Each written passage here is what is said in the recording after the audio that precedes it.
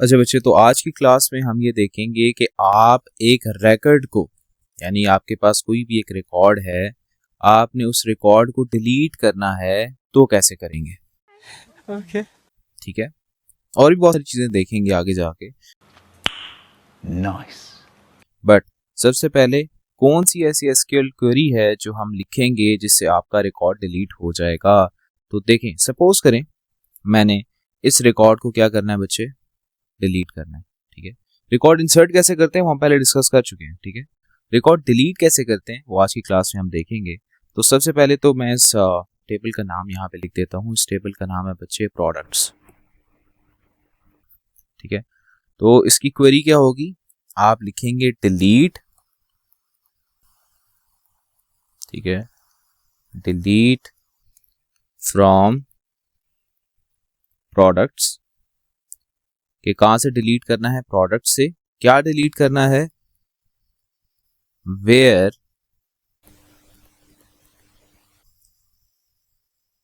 Product ID is equal to 1। ठीक है, तो क्या होगा, वो डिलीट करेगा कहां से, प्रोडक्ट्स में से, प्रोडक्ट्स टेबल में से, जहां पे प्रोडक्ट आईडी क्या है, 1 है।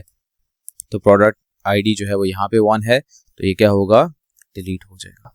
ठीक है जी, कोई सवाल यहां तक बच्चे, क्लियर है। अच्छा, फिर दूसरी चीज, आपके पास 3 फंक्शंस हैं, बिल्ट इन फंक्शंस। ठीक है, सपोज करें आपके पास यहाँ पे, अगर आप और से देखें तो मेरे पास ना एक कॉलम है।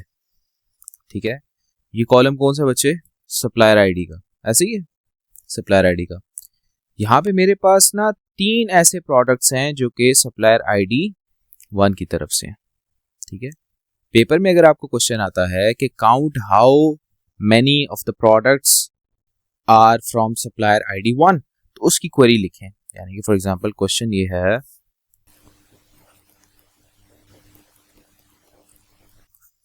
कि how many products are from supplier ID 1। ठीक है, आपने इसकी क्या लिखनी है बच्चे, एसक्यूएल क्वेरी लिखनी है। तो कैसे लिखेंगे, आप यूज करेंगे एक बिल्ट इन फंक्शन जिसे हम कहते हैं काउंट। आप लिखेंगे select count of what, product ID from products where supplier ID is equal to 1। मैं प्रैक्टिकली करके आपको दिखाता हूं। So let me open the browser.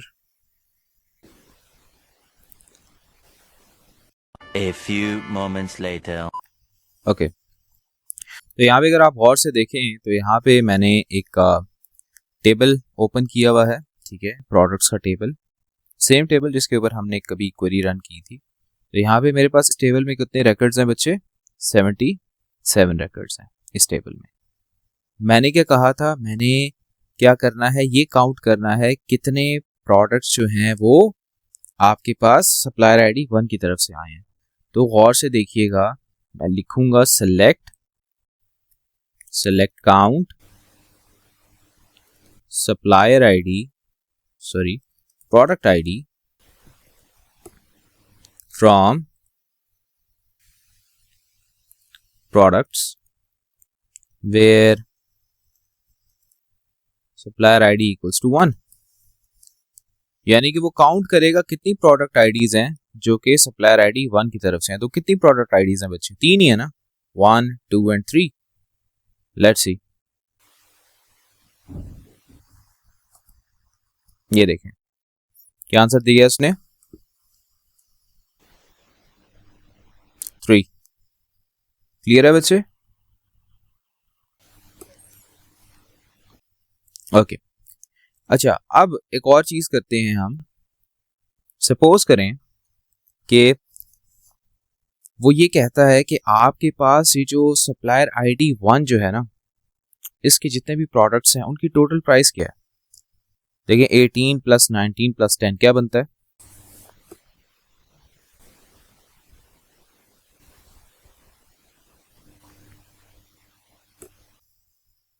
क्या बनता है भाई?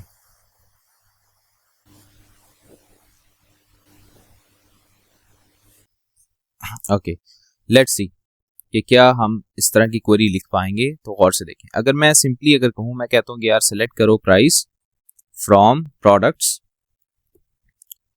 Where supplier ID is equal to 1, sorry equals to 1, और मैं इसको रन करता हूं तो मेरे पास देखें क्या आ जाएगा, ये 3 प्राइसेस आ जाएंगे। ऐसे ही है, लेकिन मुझे ये 3 प्राइसेस नहीं चाहिए, राइट। मुझे इन 3 प्राइसेस का सम चाहिए। तो मैं क्या लिखूंगा, सेलेक्ट सम ऑफ प्राइस, ठीक है, ये सम प्राइस। इसको मैं रन करूंगा तो मेरे पास क्या आ जाएगा, ये देख लें 47 ऐड कर दिया उसने। क्लियर है? कोई क्वेश्चन बच्चे?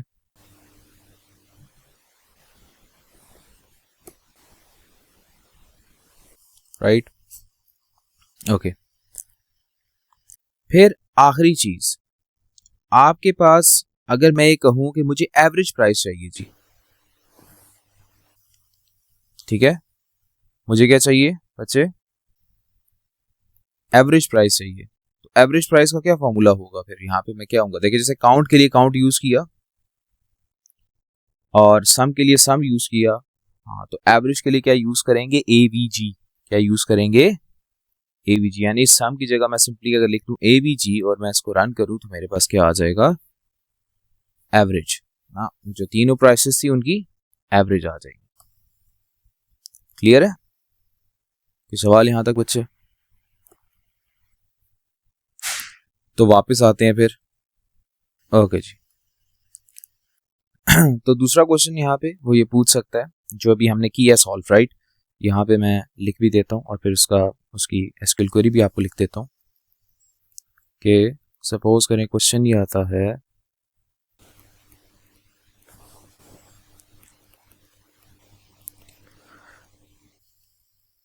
हाउ मैनी नहीं होगा,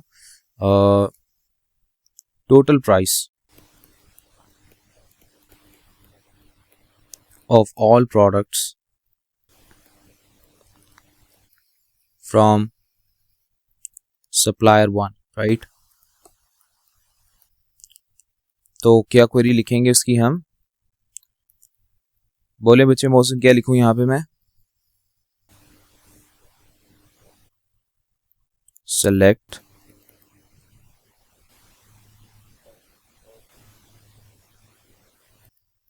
भाई, काउंट तो लिख दिया ऊपर, सम का है भाई, टोटल प्राइस की बात हो रही है बच्चे। सम ऑफ प्राइस, भाई प्राइस का सम चाहिए ना बच्चे, अभी बताया है, अभी ही बताया है, ठीक है। Select sum price from products where supplier ID equals to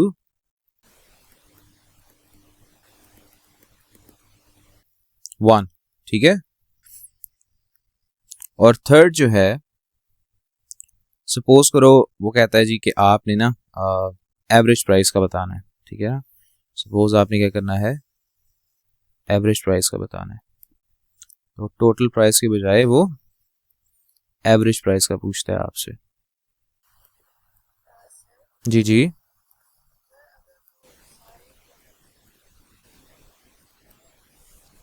exactly ये उड़ा देंगे फिर, ठीक है, बिल्कुल ठीक कह रही हैं आप।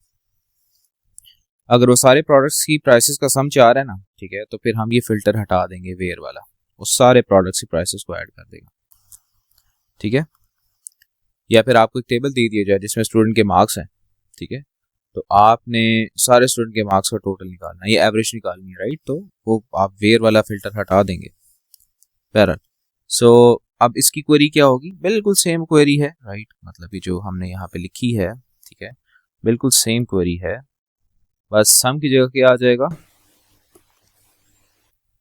एवरेज, यानी कि AVG। क्लियर है बच्चे? कोई सवाल है तो पूछ सकते हैं बच्चे, ठीक है। अच्छा, AVG को कैपिटल में लिख लें आप, AVG इन कैप, राइट। ओके, ये 3 टेबल्स हैं बच्चे आपके पास, ठीक है। और क्वेश्चन क्या है, क्वेश्चन इज के, let me get the question.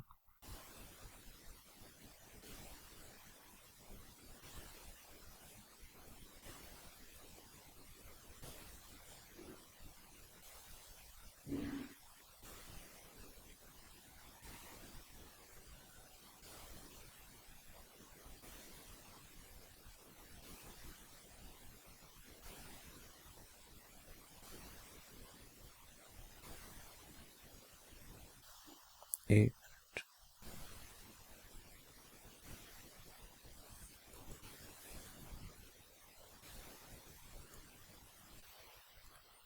नहीं, ये वाला क्वेश्चन,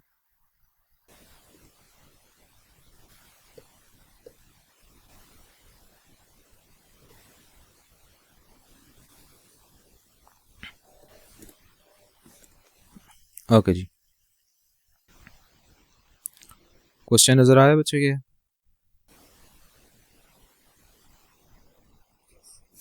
अच्छा जी, इसको सॉल्व करते हैं। क्वेश्चन क्या कह रहा है, क्वेश्चन ये कह रहा है कि write an SQL script to display the first name and last name. आपने डिस्प्ले करना है फर्स्ट नेम को और लास्ट नेम को एंड कॉल कोड को फॉर ऑल स्टूडेंट क्वालिफिकेशंस, ठीक है, कि जिनका ग्रेड क्या है, ए है, यानी जिन बच्चों का ग्रेड ए है ना, उनकी ये 3 चीजें डिस्प्ले करनी है आपने, ये कहना चाह रहे हैं। समझ आया बच्चे? जिन बच्चों का ए है उनका फर्स्ट नेम, उनका लास्ट नेम, उनका क्वालिफिकेशन कोड, ये 3 चीजें डिस्प्ले करनी है आपने, ठीक है। कैसे करेंगे, यहाँ पे थोड़ा सा प्रॉब्लम ये आ जाता है कि आपके पास जो चीजें मैंने डिस्प्ले करनी है, एक तो मैंने फर्स्ट नेम डिस्प्ले करना है, लास्ट नेम डिस्प्ले करना है और क्वालिफिकेशन कोड डिस्प्ले करना है, ठीक है, उन तमाम स्टूडेंट्स का कि जिनका ग्रेड क्या है, ए है। तो यार सवाल ही यहाँ पे ये आ जाता है कि आपके पास जो डेटा आप डिस्प्ले करना चाह रहे हैं वो तो 2 डिफरेंट टेबल्स में है। तो हमने जो क्वेरी पढ़ी थी डिस्प्ले करने के लिए वो तो सिंगल टेबल के लिए थी, है कि नहीं ऐसे बच्चे? तो अब क्या करेंगे, अब ये करेंगे कि आप यहाँ पे ज्वाइन अप्लाई करेंगे, इनर ज्वाइन, यानी इन 2 टेबल्स को आप ज्वाइन करके फिर उसमें से डेटा फैच करेंगे। मेरी बात समझ आइए आपको? वैसे मैं अगर आपसे पूछूं कि मुझे फर्स्ट नेम, लास्ट नेम और क्वालिफिकेशन कोड बताएं उन बच्चों का कि जिनका ग्रेड ए है, तो बताएं जी कौन है, बहुत से बच्चे आप बताएं।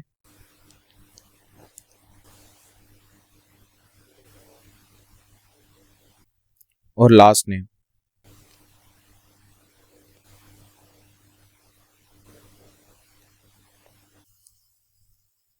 अहमद, पूरा नाम बोलो ना, ठीक है, अहमद टैन, ठीक है। तो अब इसका कोड लिखेंगे कैसे, ठीक है, तो अब गौर से सुनिएगा, ठीक है। आपने करना ये है कि यहाँ पे आपने अप्लाई करना है बच्चे इनर ज्वाइन, ठीक है। नाउ इनर ज्वाइन का कॉन्सेप्ट ये होता है कि आपने 2 टेबल्स को क्या कर लेना होता है, आपस में ऐड अप कर लेना होता है और फिर उसके ऊपर हम क्वेरी अप्लाई कर देते हैं। अब ये करते कैसे हैं ये मैं आपके सामने लिखता हूँ, गौर से देखिएगा, ठीक है। तो सबसे पहले तो मैं क्या करना चाह रहा हूँ, गौर से देखें, यहाँ पे मैं लिखता हूँ आपके सामने कि ओके,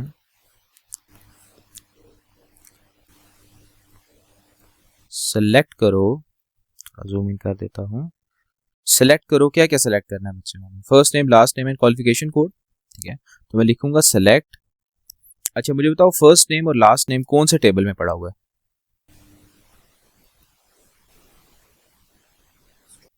स्टूडेंट के टेबल में। तो बच्चे मैं यहाँ पे क्या लिखूंगा, मैं लिखूंगा सेलेक्ट करो स्टूडेंट डॉट फर्स्ट नेम, यानी टेबल का नाम और फिर फील्ड का नाम, student dot first name comma student dot last name, और क्वालिफिकेशन कोड कौन से टेबल में है, ठीक है। तो फिर यहां पे मैं क्या लिखूंगा, student qualification dot call code, ये लिखूंगा ना। तो यहां पे मैं लिख लेता हूं स्टूडेंट क्वालिफिकेशन, स्पेलिंग बिल्कुल सेम होने चाहिए,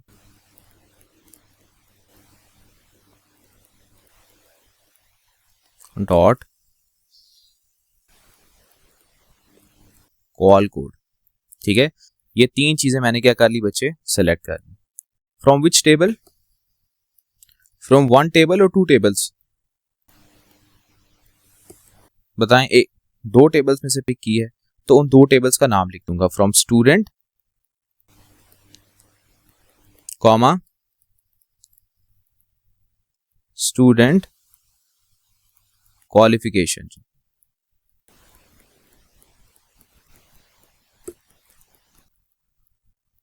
सही है। इन दो टेबल्स में से मैंने ये चीजें पिक की हैं। वेयर, अब यहां पे आती है कंडीशन। कंडीशन क्या है बच्चे, वेयर ग्रेड इक्वल्स टू, बोलो भाई, where grade equals to A. तो वेयर आपके पास student qualification dot grade equals to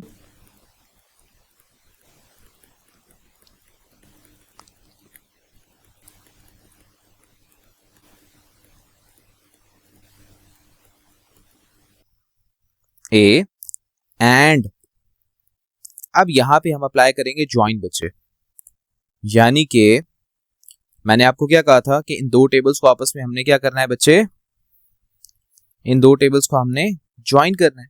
तो बच्चे ज्वाइन करने के लिए कुछ कॉमन एट्रीब्यूट होना चाहिए ना दो टेबल्स के दरमियान, जैसे रिलेशनशिप डेवलप करना होता है, हमने पढ़ा था, आपको याद होगा।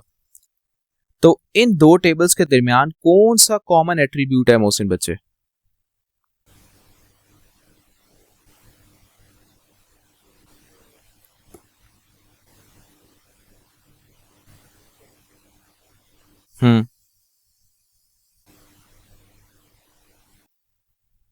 स्टूडेंट आईडी, ठीक है। तो यहां पे मैं क्या लिखूंगा, एक तो where student qualification dot grade equals to A and student dot student ID is equal to student qualification. अच्छा, चूंकि यहां पे जगह नहीं है तो इसलिए मैं नेक्स्ट लाइन में लिख रहा हूं, ठीक है ना। स्टूडेंट क्वालिफिकेशन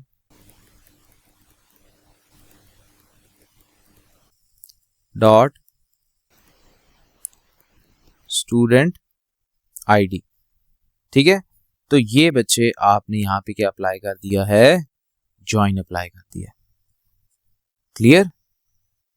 यानी कि मैं इन शॉर्ट अगर आपको बताऊं तो मैं क्या कर रहा हूं, यहाँ पे सेलेक्ट कर रहा हूं स्टूडेंट के फर्स्ट नेम को, स्टूडेंट के लास्ट नेम को और स्टूडेंट के क्वालिफिकेशन कोड को, क्योंकि क्वेश्चन की डिमांड ये थी कि भाई फर्स्ट नेम, लास्ट नेम और क्वालिफिकेशन कोड को सिलेक्ट करना है from two tables, student and student qualification, where जहां पे स्टूडेंट क्वालिफिकेशन का जो ग्रेड है वो क्या हो, ए हो, और इन दो टेबल्स को हमने ज्वाइन कर दिया based on the common attribute which is student ID, right. तो ये है आपकी क्वेरी। कोई सवाल यहां तक बच्चे?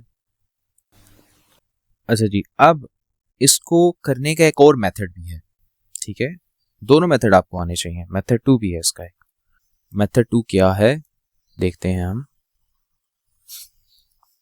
मेथड 2,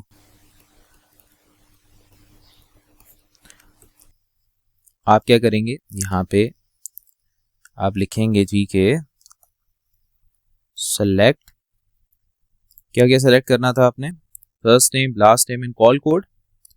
तो सेलेक्ट स्टूडेंट, ठीक है, student dot first name comma student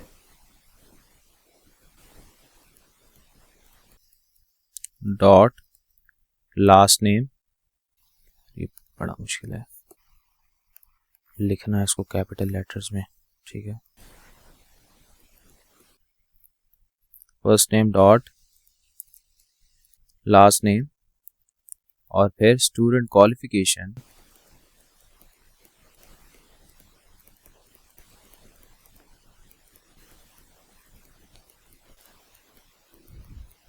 dot, देख रहे हैं मतलब आपने स्पेलिंग बिल्कुल सेम रखने हैं भाई, कैप्स में है तो कैप्स में ही रखना है, चेंज नहीं करना आपने, ठीक है।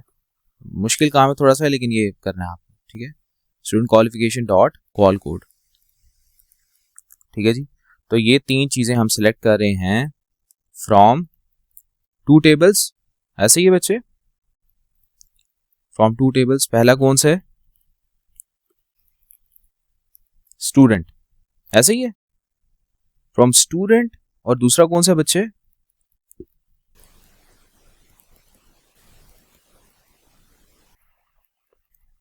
Student qualification. जी बच्चे मोहसिन, ऐसे ही है from student and student qualification.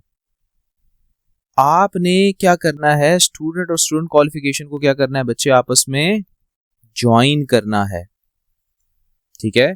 आप क्या लिखेंगे, student join student qualification on which condition, on which condition, on a condition के स्टूडेंट की स्टूडेंट आईडी और स्टूडेंट क्वालिफिकेशन की स्टूडेंट आईडी आपस में इक्वल है, राइट। स्टूडेंट और student ID is equal to student qualification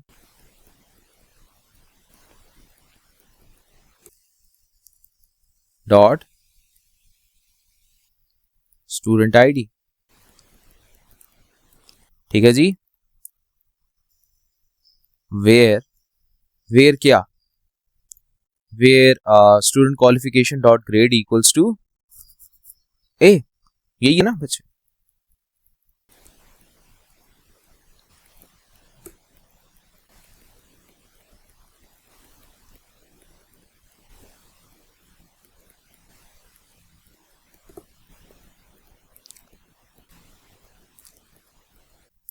ठीक है जी, तो ये आपने क्वेरी लिख दी एक और तरीके से, ठीक है। ये दोनों मेथड्स आपको आने चाहिए। ये वाला मेथड जो है वो ज्वाइन ऑन है, ठीक है, यानी कि join these two tables on this condition, ठीक है ना। ये देखिए the concept is entity. Entity होती क्या है, देखिए एंटिटी ये होता है कि आपके पास कोई ऐसा कॉन्सेप्ट या कोई ऐसा ऑब्जेक्ट कि जिसके बारे में आप डेटा स्टोर करते हैं, इंफॉर्मेशन स्टोर करते हैं इन द डेटाबेसेस। यानी सपोज करें मैंने एम्प्लॉय से रिलेटेड डेटा स्टोर करना है, तो एम्प्लॉय एक एंटिटी है। मैंने स्टूडेंट से रिलेटेड डेटा स्टोर करना है, तो स्टूडेंट एक एंटिटी है, ठीक है। आपने टीचर के बारे में कुछ डेटा स्टोर करना है टेबल के अंदर, तो टीचर एक एंटिटी है, राइट। हमने लास्ट क्लास के अंदर मल्टीपल टेबल्स देखे थे, ऐसे ही है। तो टेबल के नाम आपको नजर आ रहे होंगे, किसी टेबल का नाम एम्प्लॉई था तो किसी का स्टूडेंट था, राइट। तो वो जो टेबल का नाम है वो रिप्रेजेंट कर रहा होता है ये किस चीज के बारे में डेटा इसमें स्टोर हो रहा है, दैट इज एन एंटिटी, ठीक है। सो एंटिटी क्या होती है बच्चे, एंटिटी इज एन ऑब्जेक्ट एक मिनट, इट्स अ कॉन्सेप्ट और object about which information is stored in a database.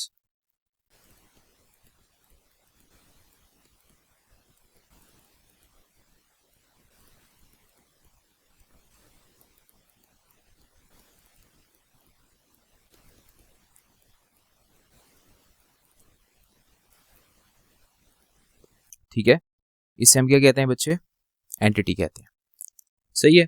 अब आपके सामने मैं कुछ क्वेश्चन डिस्प्ले करवाता हूँ एंड लेट्स सी, ताकि आपको आइडिया डेवलप हो। वेट, अच्छा जी, आपको ये नज़र आ रहा है बच्चे, 3 टेबल्स नज़र आ रहे होंगे। ये 3 टेबल्स नहीं है बल्कि 3 एंटिटीज़ हैं, ठीक है। ये एक एंटिटी है, ये एक एंटिटी है, और ये एक एंटिटी है। मेरी बात समझ आई आपको? स्टूडेंट इटसेल्फ क्या है? एक एंटिटी है। क्वालिफिकेशन क्या है? इटसेल्फ एक एंटिटी है। समझ आई मेरी बात आपको? तो ये टेबल का नाम है, ये रिप्रेजेंट करता है एंटिटी के बारे में। अच्छा, अब पेपर में आपको एक सवाल आता है कि आपने ERD डायग्राम ड्रॉ करनी है। कौन सी डायग्राम बच्चे?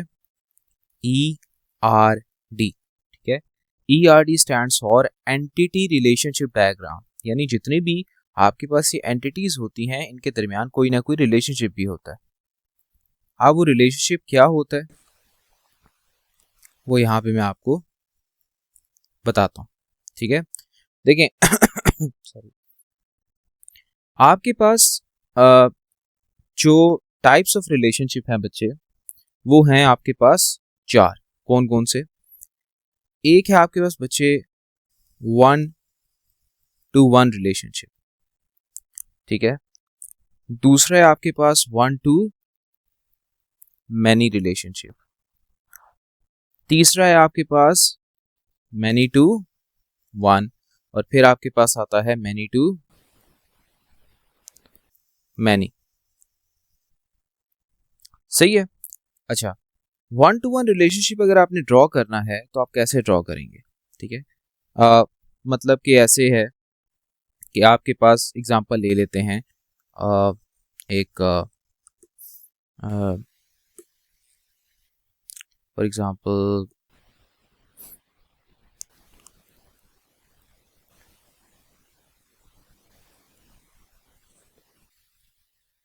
वन टू वन की क्या एग्जांपल ली जा सकती है?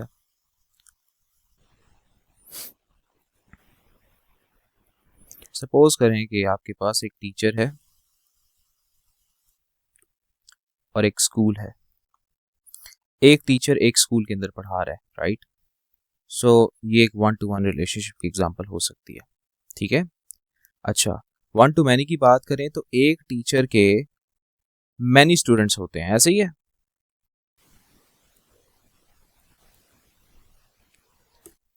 तो आपके पास 1-to-1 में दोनों एंड्स बिल्कुल स्ट्रेट होते हैं, और मैनी वाली साइड पे आपने ये वाला काम करना है जो मैंने आपके सामने किया है, ठीक है। अच्छा, अब मुझे बताएं मैनी टू वन क्या होगा?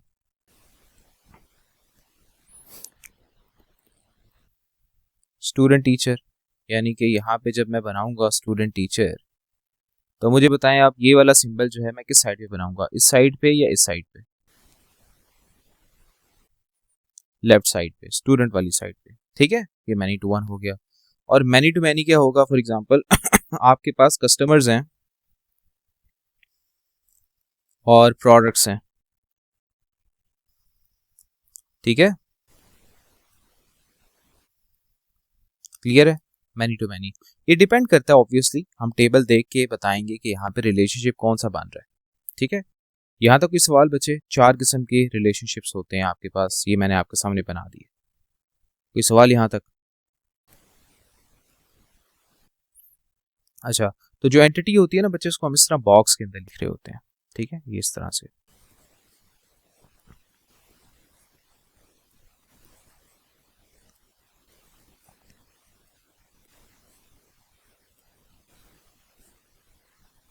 ठीक है जी।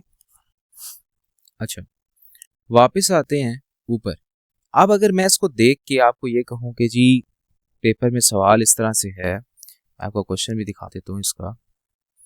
वो कह रहा है जी कि आपने, नाउ क्वेश्चन को देखें ज़रा, क्वेश्चन क्या कह रहा है। ये जो टेबल बने हुए ना 3 आपके पास, स्टूडेंट क्वालिफिकेशन और स्टूडेंट क्वालिफिकेशन, इनको देख के आपने क्या करना है, ये काम करना है। देख रहे हैं, वो कह रहे हैं आपने इन 3 टेबल्स के दरमियान में ERD डायग्राम ड्रॉ करनी है, ठीक है। तो अब ER डायग्राम कैसे ड्रॉ करेंगे? पहले रिलेशनशिप्स देख लेते हैं क्या बन रहे हैं। तो पहले यहाँ पे मैं 3 डब्बे बना देता हूँ। आपके पास है एक है स्टूडेंट का, स्टूडेंट में सारे कैपिटल हैं जी, सारे कैपिटल लेटर्स हैं, तो स्टूडेंट है। अच्छा जी, अब पहले स्टूडेंट का रिलेशनशिप देख लेते हैं। आप मुझे बताएं कि स्टूडेंट और क्वालिफिकेशन की टेबल में आपको कुछ कॉमन एट्रीब्यूट नजर आ रहे हैं या नहीं आ रहे? एट्रीब्यूट यानी फील्ड के नाम, इन दोनों में कुछ कॉमन है स्टूडेंट और क्वालिफिकेशन में? नहीं है। क्या स्टूडेंट और स्टूडेंट क्वालिफिकेशन में कुछ कॉमन है? क्या कॉमन है? Student ID, right. तो स्टूडेंट आईडी जो है बच्चे आपके पास ये यहाँ पे भी है और यहाँ पे भी है, ऐसे ही है। तो अगर आप गौर से देखें तो आपके पास ये कौन सा रिलेशनशिप डेवलप हो रहा है, गौर से देखें। तो आपके पास जो स्टूडेंट आईडी है, जैसे मैं एग्जांपल ले लेता हूँ 003JL, ये यहाँ पे एक दफा आई है, यहाँ पे कितनी दफा आई है? तो आपके पास रिलेशनशिप क्या डेवलप हुआ? 1 to many, ऐसे ही है ना? ऐसा है कि नहीं है बच्चे? यानी कि आपके पास ये जो स्टूडेंट है ना, ये स्टूडेंट जेन है, ठीक है, जेन ली, ठीक है। इस जेन ली स्टूडेंट के दो सब्जेक्ट्स हैं, कौन कौन से? आपके पास एक है SC12 और एक है CS1, और एक में इसका ग्रेड C है और एक में B है, ठीक है। यही मतलब बना ना इसका। तो यानी कि स्टूडेंट और स्टूडेंट क्वालिफिकेशन का जो टेबल है, इसके दरमियान जो रिलेशनशिप बनेगा बच्चे, वो होगा 1 to many, ठीक है। मोहसिन बच्चे क्लियर हुआ आपको?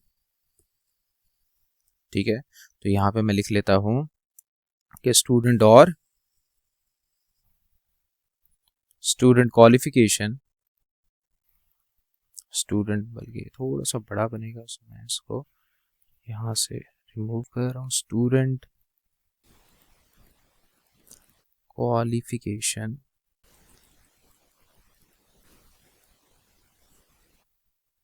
का रिलेशनशिप बनेगा 1 to many। अच्छा, फिर उसके बाद आते हैं क्वालिफिकेशन टेबल पे। नाउ क्वालिफिकेशन टेबल का स्टूडेंट क्वालिफिकेशन के साथ कोई लिंक बन रहा है? कोई चीज है जो इन दोनों में कॉमन हो?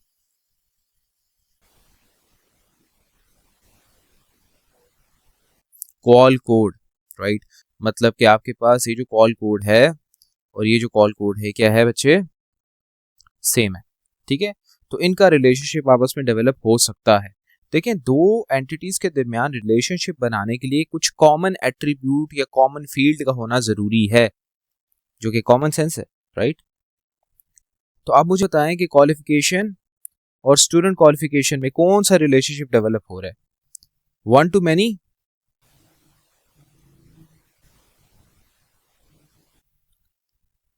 मोहसिन,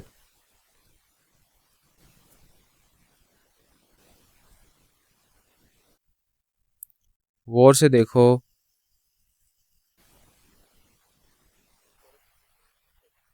जी जी,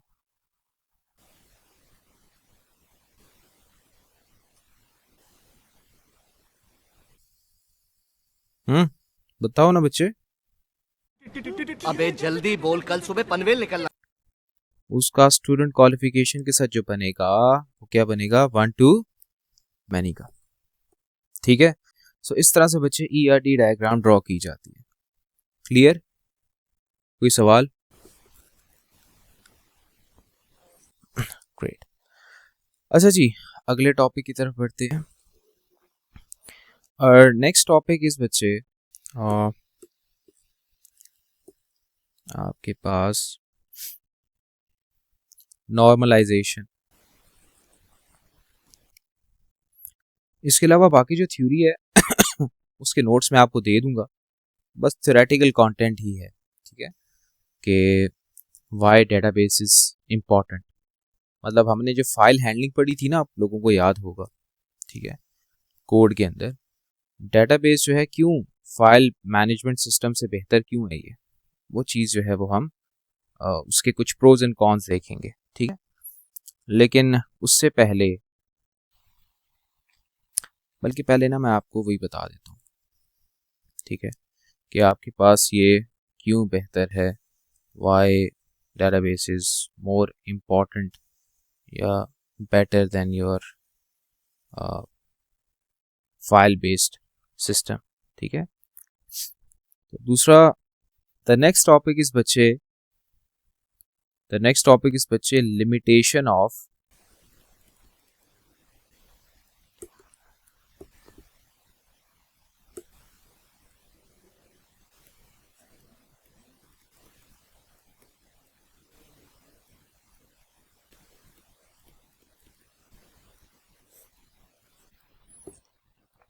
फाइल बेस्ड सिस्टम की लिमिटेशंस हैं क्या।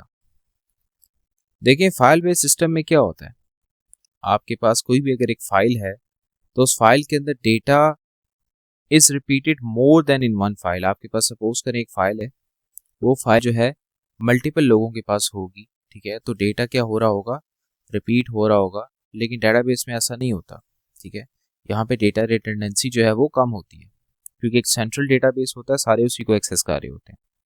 सही है, तो आपके पास लिमिटेशन में सबसे पहला क्या है बच्चे, डेटा रिडंडेंसी। ठीक है, यानी कि data is repeated in more than one file.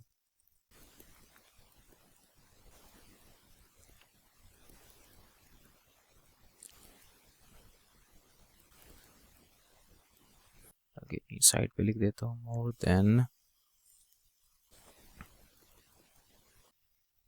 One file. अच्छा जी, सेकेंड थिंग डेटा डिपेंडेंसी बच्चे।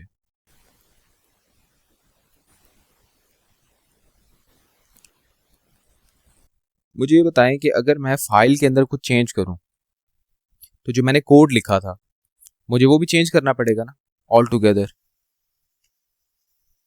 देखिए, हाँ, क्योंकि देखो सपोज करो मैं फाइल में से 3 लाइनें रीड कर रहा हूँ एट द सेम टाइम, ठीक है, और उसके अकॉर्डिंग मैंने कोड लिखा है। लेकिन सपोज करो कि अब मैंने लाइन के मतलब जो फाइल है उसमें 3 के बजाय मैंने 5 लाइंस रीड करनी है एट द सेम टाइम, तो मुझे क्या करना पड़ेगा, कोड चेंज करना पड़ेगा।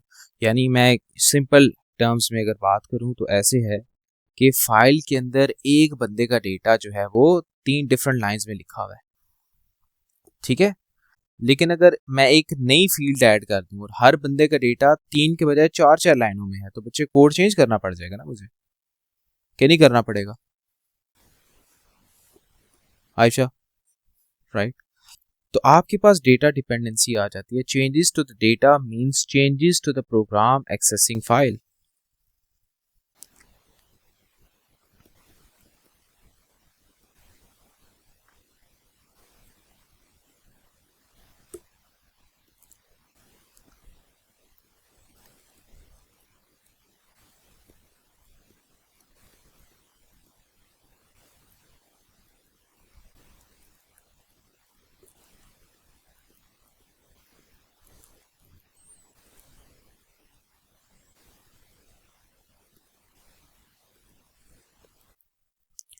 अच्छा जी, फिर उसके बाद आपके पास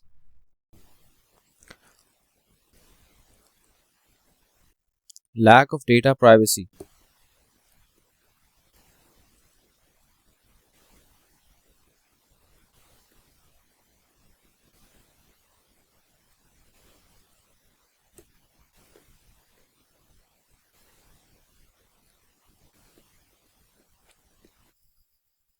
All the users have access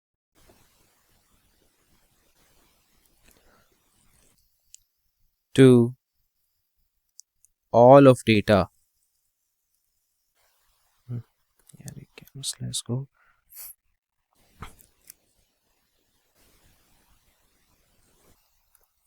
Wait, बच्चे,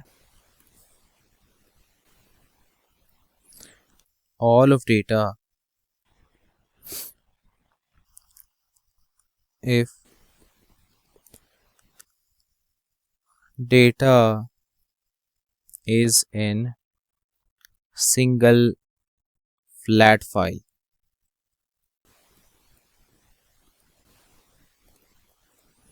और फोर्थ पॉइंट, इसके अंदर क्या होता है बच्चे, lack of data integrity, right.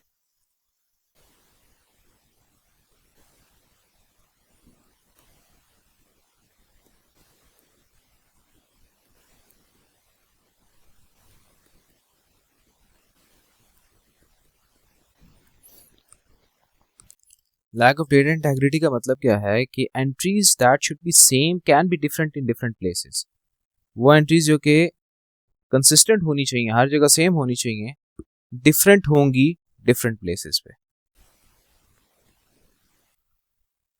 Entries that should be same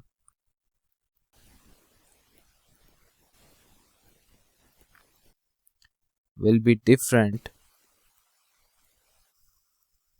in different places.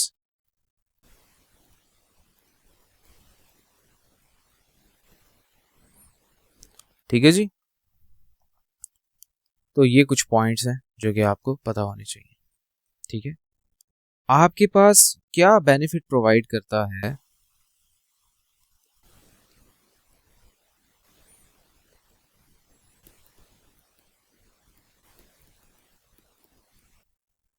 benefits of a relational database?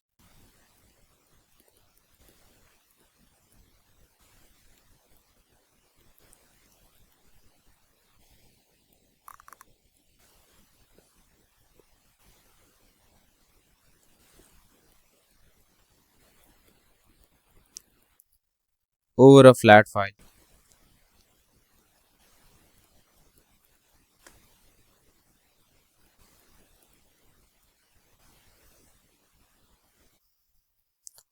देखें जी क्या क्या बेनिफिट है। सबसे पहला, रिड्यूस्ड डेटा रिडेंडेंसी। वही जो उसके सारे नुकसान थे ना, इसके फायदे हैं। Reduced data redundancy,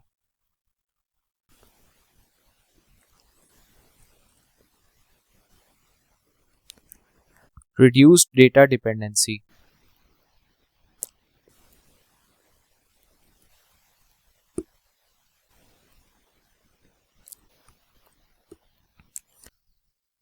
improved data integrity,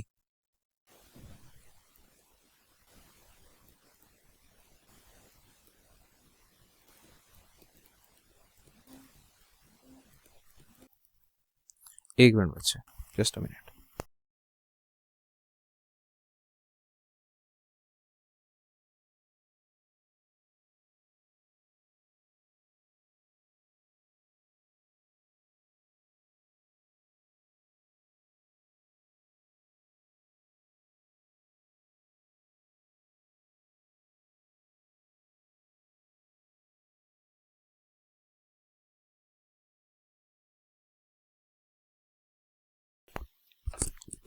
अच्छा जी, आवाज आ रही है बच्चे? अच्छा जी, फिर उसके बाद आता है बच्चे इम्प्रूव्ड। ये चीज़ें आपने सारी याद करनी है, सारी थ्योरी है, इसमें कुछ टेक्निकल तो नहीं है उस तरह से।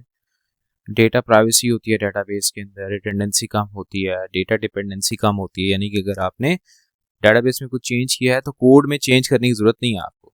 जो लिखा हुआ कोड है वो वैलिड होगा, वो गलत रिजल्ट नहीं देगा आपको। ठीक है। फिर उसके बाद ability to create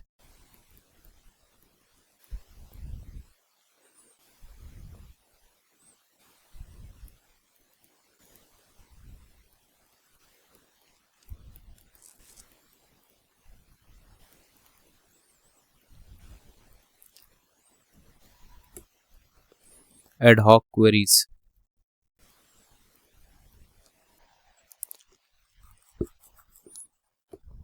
ad hoc queries का मतलब क्या है कि वो queries जो कि एक पर्टिकुलर पर्पस के लिए डिजाइन की जाती है।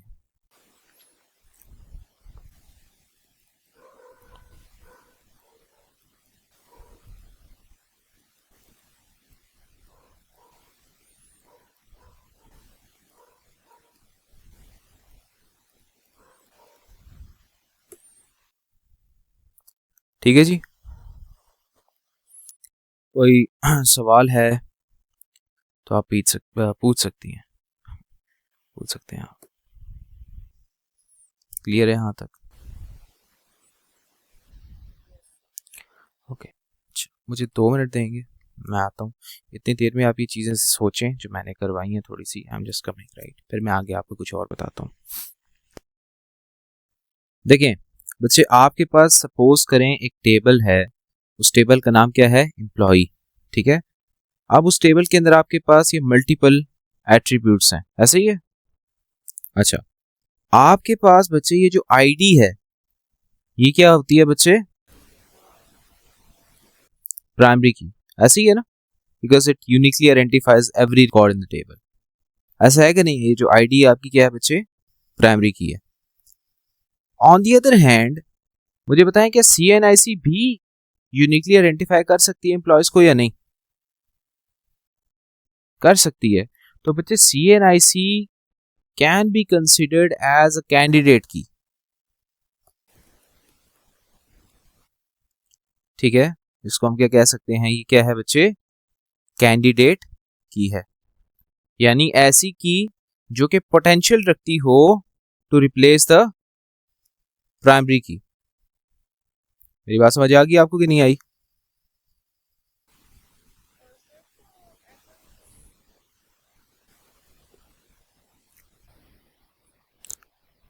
Yes yes, you can say right.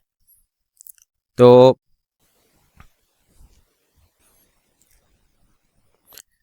Normally यही होता है कि जो टेबल होता है उसकी जो आईडी होती है, हम उसको क्या कह रहे होते हैं? वो क्या होती है बच्चे? उसको हम प्राइमरी की कह रहे होते हैं। ठीक है, अच्छा, आपके पास नाउ कैंडिडेट की डेफिनेशन क्या हुई? A candidate key is a field और combination of fields that can uniquely identify each record in a table and can be selected as a primary key. यानी कैंडिडेट की क्या होती है बच्चे?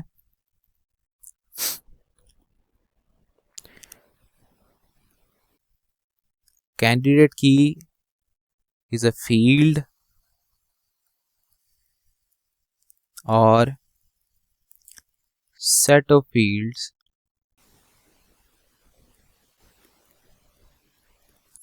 that can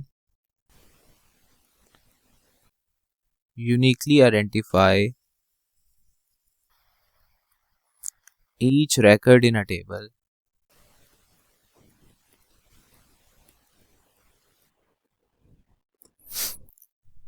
and can be selected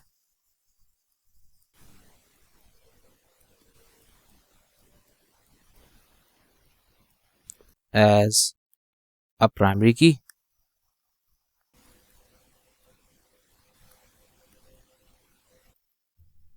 clear है? इसे हम क्या कहते हैं बच्चे? कैंडिडेट की कहते हैं। आपके पास प्राइमरी की के अलावा जितनी भी आपके पास कीज होती हैं बच्चे, राइट, यानी नेम, एड्रेस, ये सारी की सारी कहलाती हैं सेकेंडरी कीज। प्राइमरी की ये है, बाकी क्या है बच्चे?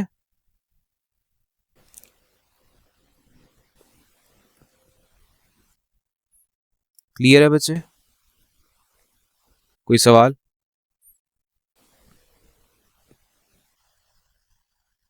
कोई क्वेश्चन है तो पूछ सकते हैं बच्चे। अच्छा जी, हमने एक चीज पढ़ी थी, आप लोगों को याद होगा, ये जिसमें मैंने आपको कहा था जी रेफरेंशियल इंटेग्रिटी क्या होती है, बताया था ना आप लोगों को, याद होगा। जिसमें मैंने ये कहा था कि रेफरेंशियल इंटेग्रिटी ये मेक श्योर करती है कि डेटा कंसिस्टेंट रहे और वैलिड रहे। ठीक है, मैंने एग्जांपल भी आपको बताई थी कि यहाँ पे सपोज करें मैं एक ऐसा डेटा ऐड करने की कोशिश करता हूँ यहाँ पे, ठीक है, कि जो कि जिसकी कंट्री आईडी एग्जिस्ट नहीं करती, तो वो डेटा ऐड, बोलो बच्चे, नहीं होगा। यानी कि orphan data is not allowed. यही बात है ना, यही बताया था मैंने आपको, यही बताया था कि नहीं बताया था? ओके, तो पेपर में आपसे ये पूछा जाता है कि जी बताएं कि रेफरेंशियल इंटेग्रिटी क्या होती है। ठीक है जी, what is meant by referential integrity? Referential integrity, ठीक है जी, रेफरेंशियल इंटेग्रिटी क्या होती है? मैं यहाँ पे पॉइंट्स 1 by 1 मेंशन कर देता हूँ। ओके जी, सबसे पहला point, referential integrity is making sure that the tables do not try to reference data which do not exist. Referential integrity is trying to make sure that tables do not reference is trying to make sure tables do not try to reference data which does not exist. ठीक है जी, यही है ना कि भाई एक ऐसा data जो कि एग्जिस्ट नहीं करता प्राइमरी टेबल में, सेकेंडरी टेबल में आप ऐड ही नहीं कर सकते ना उसके रिलेटेड कुछ भी। यानी मेरे पास कंट्री आईडीज हैं ही 2, 1 और 2, यहाँ पे मैं 3 ऐड ही नहीं कर सकता ना, ये तो फिर गलत हो गया ना ये वाला। ठीक है, ओहो क्या हो गया इसको, रेफरेंशियल इंटेग्रिटी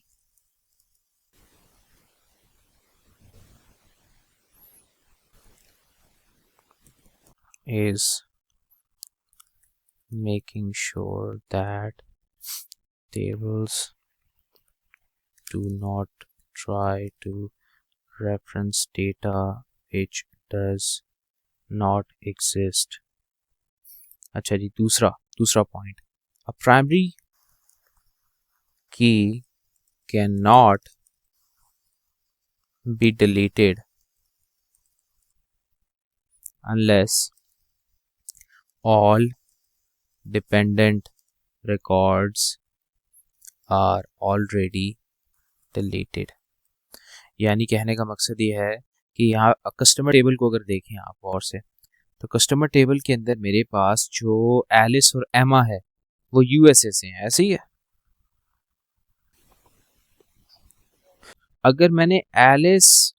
अगर मैंने कंट्रीज के टेबल में से बच्चे यूएसए वाली लाइन को डिलीट करना है, यानी जो कंट्रीज का टेबल है इसमें से ये 1 और यूएसए मैंने उड़ाना है, तो उसके डिपेंडेंट जितने भी रिकॉर्ड्स हैं विच इज एलिस एंड एमा, उसको पहले डिलीट करना पड़ेगा मुझे। ठीक है, तो ये रेफरेंशियल इंटेग्रिटी ये मेक श्योर करता है।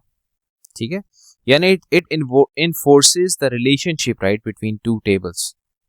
ठीक है, इसे क्या कहते हैं बच्चे, ये जो अभी बताया है इसे कहते हैं कैस्केडिंग डिलीट। क्या कहते हैं इसको,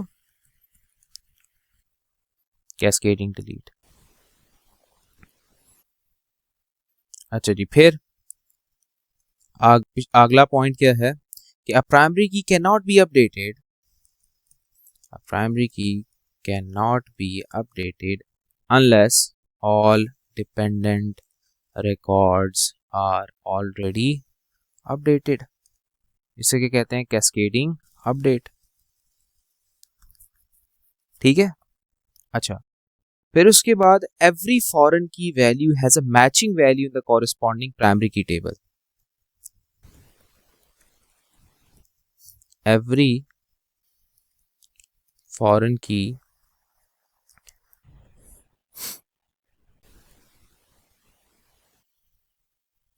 हैज अ मैचिंग प्राइमरी की। ठीक है जी, हर किसकी मैचिंग जो है वो प्राइमरी की होनी चाहिए।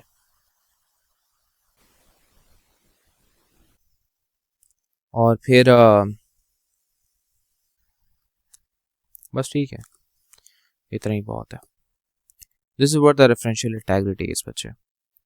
पेपर में ये पूछा जाता है कि रेफरेंशियल इंटेग्रिटी क्या है, उसके बारे में बताएं, तो ये है आपकी रेफरेंशियल इंटेग्रिटी।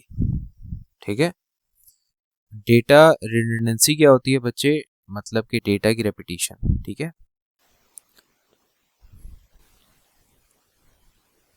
अच्छा मुझे चीज ये बताएं कि देखें यहाँ पे ये दोनों टेबल्स में रिलेशनशिप डेवलप हुआ कि नहीं हुआ, ये जो कंट्रीज और तो बच्चे इसको रिलेशनल डेटाबेस इसीलिए कहते हैं कि इसके अंदर जितने भी मल्टीपल टेबल्स होते हैं वो आपस में रिलेटेड होते हैं, राइट, आपस में लिंक्ड होते हैं, जिसकी वजह से ये होता है कि हमें डेटा बार बार नहीं लिखना पड़ता। मुझे यहाँ पे बार बार यूएसए कनाडा नहीं लिखना पड़ेगा कस्टमर के टेबल के अंदर। ये जो मेरा कस्टमर का टेबल है, ये जो आपको टेबल नज़र आ रहा है, इस टेबल में मुझे यूएसए और कनाडा लिखने की ज़रूरत नहीं है, ठीक है, क्योंकि मैंने यहाँ पे 1 2 3 लिखा हुआ है या 1 2 लिखा हुआ है, इसका मतलब है कि यूएसए कनाडा की ही बात हो रही है, ठीक है। तो आपके पास ये भी सवाल पूछा जाता है कि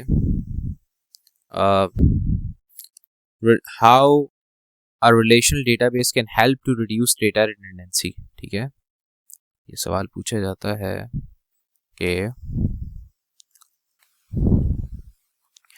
explain how a relational database can help to reduce data redundancy, which means data repetition, ठीक है जी। कैसे, सवाल है ये कि कैसे। अच्छा, अब इसका आंसर सुने। इसका आंसर ये है because each record of the data is stored once and is referenced by primary key, because each record of data is stored once and is referenced by a primary key। यानी कि मैंने अगर किसी जगह पे Canada और USA को use करना है ना, तो मैं वहां पे 1 और 2 लिख दूंगा। समझिए मेरी बात आप, मुझे पूरा पूरा लिखने की जरूरत नहीं है। Is it clear? मोहसिन बच्चे समझ आ रहा है कि नहीं आ रहा? बेटा जी थोड़ा सा फोकस आगे पीछे किया ना तो काम खराब हो जाएगा, समझ ही नहीं आएगा कुछ। अच्छा आगे दूसरा, because the data is stored in individual tables, ठीक है, ये भी एक रीजन है। अच्छा, and the tables are linked by relationships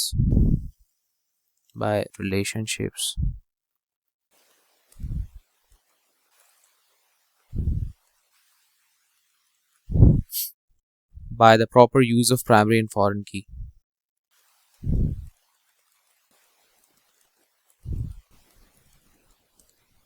ठीक है जी।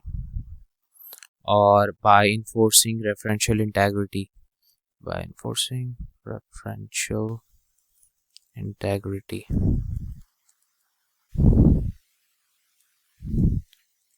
और by going through a normalization process। अब नाउ नॉर्मलाइजेशन होती क्या वो हम डिस्कस करेंगे। तो बच्चे the last thing is normalisation क्या होती है? Normalisation is a method to remove और reduce the repetition of data. क्या आपके पास कोई भी टेबल है उसमें डेटा रिपीट हो रहा है, उस रिपीटिशन को कम करना, ठीक है, या उसको रिमूव कर देना, इस प्रोसेस को हम क्या कहते हैं? नॉर्मलाइजेशन कहते हैं, ठीक है। आपके पास 3 स्टेजेस होती हैं इसकी। एक होती है फर्स्ट नॉर्मल फॉर्म, या 3 फॉर्म्स होती हैं आप कह लें। एक होती है सेकंड नॉर्मल फॉर्म, एक होती है थर्ड नॉर्मल फॉर्म, ठीक है।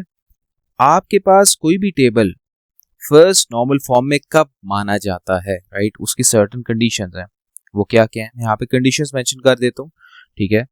तो सबसे पहली चीज ये है कि आपके पास फर्स्ट नॉर्मल फॉर्म में होने के लिए डेटा शुड बी एटॉमिक बच्चे, ठीक है, डेटा शुड बी एटॉमिक, कि आपके पास एटॉमिक डेटा होना चाहिए। क्लियर है?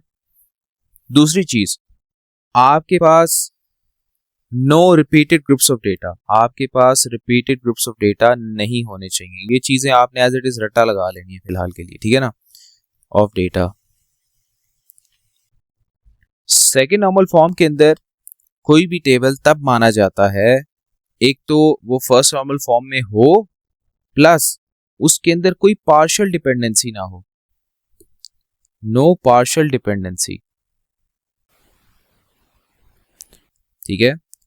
और थर्ड नॉर्मल फॉर्म में होने के लिए क्या है बच्चे कि आपके पास टेबल जो है वो सेकंड नॉर्मल फॉर्म में हो, ठीक है। यानी ऑब्वियसली देखिए सेकंड नॉर्मल फॉर्म में तभी होगा ना जब वो फर्स्ट में होगा तो सेकंड में कन्वर्ट करेंगे ना उसे। इसी तरह आपके पास सेकंड में होगा तो थर्ड में कन्वर्ट करेंगे ना, ठीक है। तो आपके पास थर्ड नॉर्मल फॉर्म के लिए table should be in 2NF और उसके अंदर आपके पास there should be no non key dependency, आप there should be no transitive dependency, आपके पास कोई भी ट्रांजिटिव डिपेंडेंसी नहीं होनी चाहिए। अब इन चीजों का मतलब क्या है, ठीक है, इनकी डिटेल क्या है। बहुत सारे सवाल तो आप बस इसी इंफॉर्मेशन से सॉल्व कर लेंगे, लेकिन इसकी डिटेल क्या है ये हम देखेंगे ड्रैगन बॉल ज़ी के नेक्स्ट एपिसोड में। तब तक के लिए अपना ख्याल रखिएगा। अल्लाह हाफिज।